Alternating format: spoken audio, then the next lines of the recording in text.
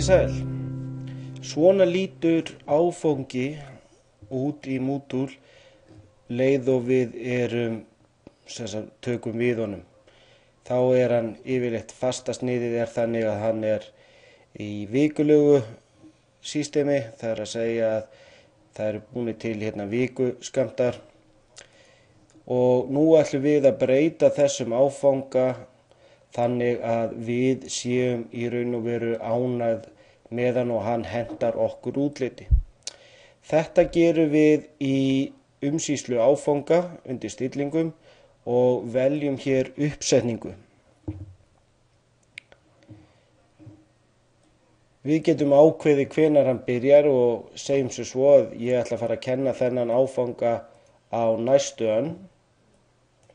Þá breyti ég þessu í 2014, janúar og við byrjum líklega 7. janúar eða eitthvað slíkt. Síðan kemur næsti reitur sem lýsing og hér setjum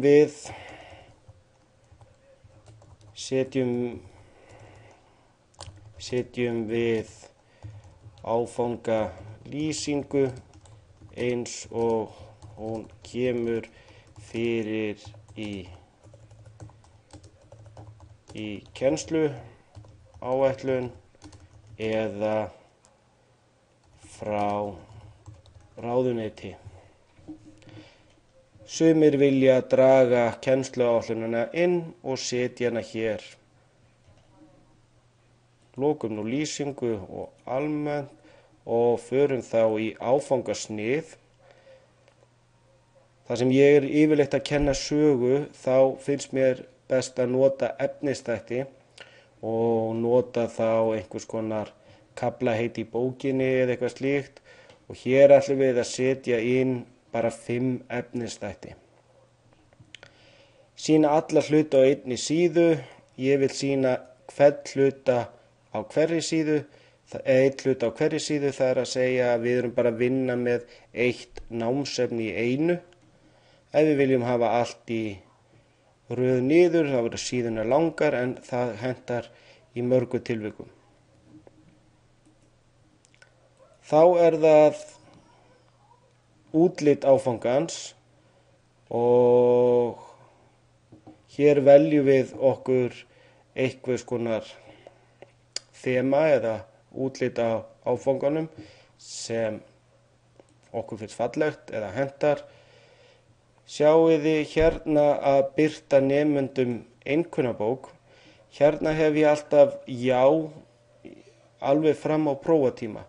Þá loka ég fyrir þennan, þannig að nemendur komast ekki í einkunnir sínar á meðan á prófum stendur en geta alltaf séð allt efni sem á áfanganum. Nemendur í Fjölbrautaskóla á Suðurnesja, þau fá ekki loka einhvern fyrir en á prófsýni.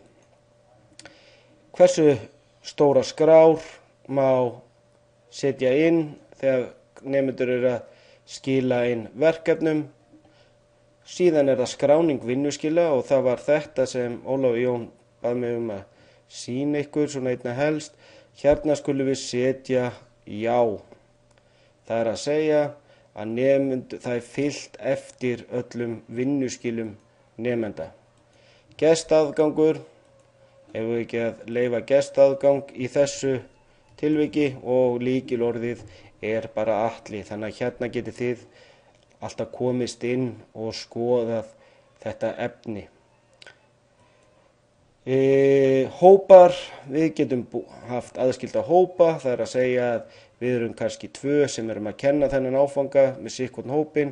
Allir nemendur fá sama efni en kennarar fá í raun og veru bara skilaverkefni frá sínum nemendum. Og við skildum hópa ham, það að segja nemendur verða að skrá sig í hópa. Ég sýni ykkur það á eftir. Endurnefna hlutverk, þetta ef við erum íslensku fasistar, þá myndum við breyta öllu hérna náttúrulega undir umræðum, en við ætlum nú ekki að eyða tíma í það. Síðan vistum við breytingar og þá lítur áfanginn orðið svona út. Við erum með viðfangsefnin og ég sýni ykkur síðan á eftir hvernig þetta fer þá allt í á hverri blaðsíðu.